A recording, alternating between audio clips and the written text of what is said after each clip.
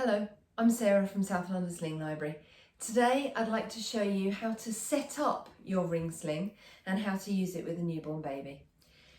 This might be useful, setting up a ring sling might be useful for you if, for example, you've bought a brand new ring sling and it's arrived unthreaded like this, or perhaps you've washed your ring sling and now it's dry, you need to kind of put it back together. This is not something you have to do every time you use your ring sling.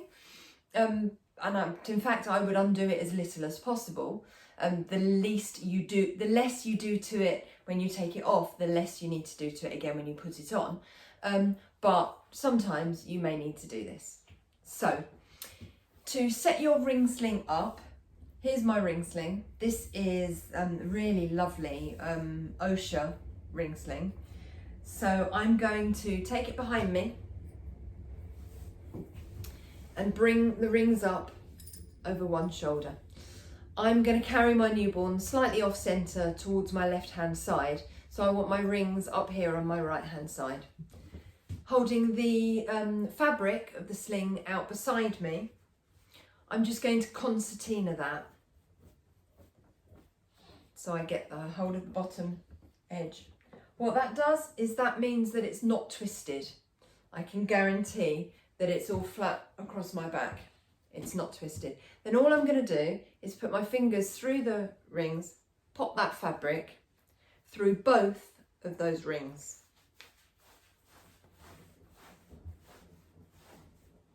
Like that. Now, ring slings basically work a bit like 1980s belts. So those two rings, I'm just going to separate the two rings there, and I'm going to take this tail of fabric and I'm going to put it back through one of those rings.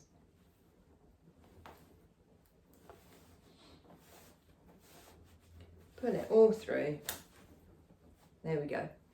So it goes up through both of those rings and then back through the top one. Okay. Now, last step. I'm going to pull a little bit of that fabric through, just so I can get my thumb underneath it. Find the edge there, and I'm just going to walk this fabric through. So again, I'm just making sure that it's not twisted, and I'm making sure that I've got one edge here, and then eventually when I get through to the other side, I've got this edge of my fabric here in my rings, and I don't know if you can see that. If I come a bit closer, it's just tucked under there and kind of got caught up. So I'm just going to pull it out and untwist it. There it is. Look, you've got a little twist in the fabric there. Untwist it there. So I've got this edge of the fabric runs through my rings and is here. This edge of the fabric runs through my rings and is very easy to find here. Now, just to get rid of that kind of bunch of fabric there, I'm going to pull that out like that. There we go. So, this pouch, you want to make it the right size for your baby. So to use it with a newborn, if I put my thumb in that pouch and pull it down in front of me, where my thumb reaches on my body there is where my baby's going to sit. So that's about right. I'm just going to take this outside edge and tighten slightly because I want the bottom of the pouch slightly tighter than the top at this stage. Now I'm going to get my baby.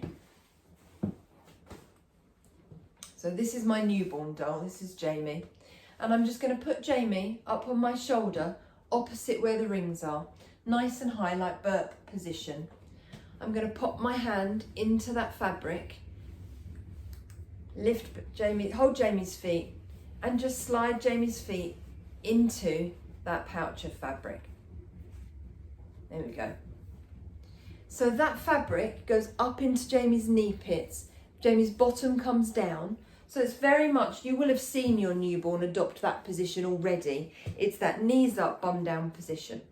I'm happy that Jamie's in the right position, close enough to kiss. Jamie's head is on the flat part of my chest above my breasts. I'm just going to lift my rings slightly. They're a little bit lower than I'd like them to be. So I'm just going to lift Jamie's weight, hold that fabric here, and pull round towards my shoulder. There we go, that's a bit better. I'm a little bit more comfortable there. And then let Jamie sit back down. So that fabric disappears almost up under Jamie's bottom. Jamie's bottom comes down over the top. Now, if I didn't need to be 100% hands-free, that could be enough. I've got this hand free, and I'm using this hand just to stop Jamie flopping outwards, but that sling is taking Jamie's weight. If I want to be hands-free, I'm going to swap the hands supporting the baby, and just under my arm here, get the top seam of my ring sling, and I'm just going to pull that seam up over Jamie's bottom and back so it comes up to the nape of Jamie's neck. Here we go.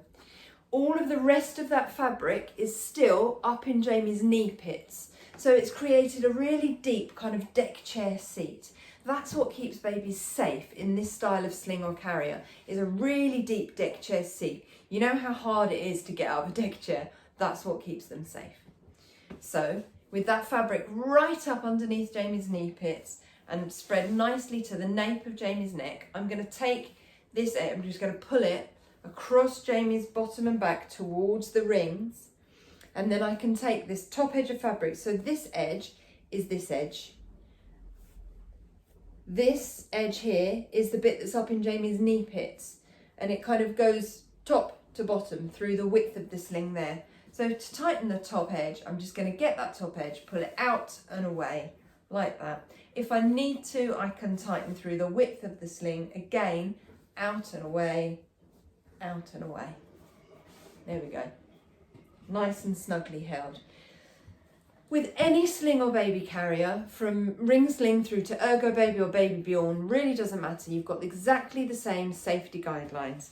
The safety guidelines, the word to remember is tick. So you want to be able to tick all of your safety boxes. So the T is tight. The baby is tightly held against me. So I can put my hand on Jamie's head, do a little dip forward, and not feel their body weight pull away from me at all.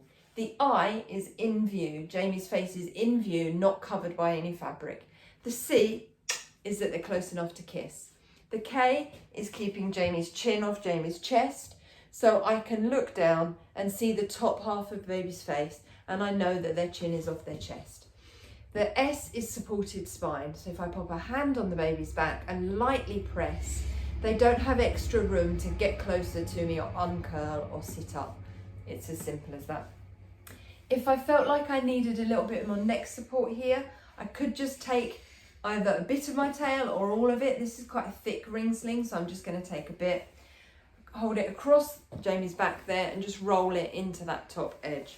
I can then put that in Jamie's neck there as a bit of a neck pillow if I needed it. Most of the time, head support actually comes from getting the baby's bum right. So where you've got their bum down, their knees up, they've got that really deep deck chair seat, you're not going to need this. But for example, if you need to put the washing out, you're bending down to the washing basket, or you're loading or unloading the dishwasher, we don't bend from the knees as we should, we all bend from the middle. So sometimes that little neck pillow is useful. There we go. To take Jamie out, that top ring there, I can just hold and just pull it slightly, and that just loosens the fabric a little bit. I can then wiggle it down Jamie's body, get my hands around Jamie's torso, and either lift up onto my shoulder and move the fabric off their body, or straight up Lion King maneuver. I hope that helps. If you need any further information about South London Sling Library, or want to look at any of the slings or carriers we have available for hire, you can find us at southlondonslings.co.uk. I hope that helps. Thanks a lot. Bye.